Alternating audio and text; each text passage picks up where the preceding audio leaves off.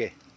Hi everybody! Ito po ang inyong Agilang Gala at ako po ay naandito sa aking farm. Makita nyo naman yung aking farmhouse.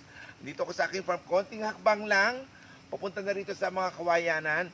Meron na discover ako tinuro sa akin ni Farmer Marlon. Meron para dito na tinatawag na tumutubo na mga kabute. Ito tingnan nyo. Mga kabute.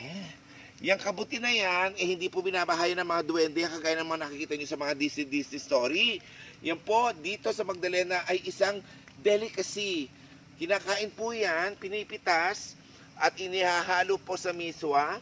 Usually, ang mga kabuti po na yan ay once a year lang tumutubo. Yun ang sabi sa akin. Once a year lang tumutubo, once a year lang lumalabas, lalo na kapag may kulog at may kidlat. Kaya ang mga taga Magdalena, Laguna, pagka kumukulog at kumikidlat, wala po sa loob ng bahay. Nasa labas, naghihintay ng mga tutubong kabute dahil pwede itong ulam sa maghapon. Ganun kasimple ang buhay dito at ganun kasimple ang buhay sa bukid. Kaya ako kayo, pasyal na kayo dito sa Magdalena, Laguna, Pilipinas. At dito nakatira ang anyong Agilang Gala.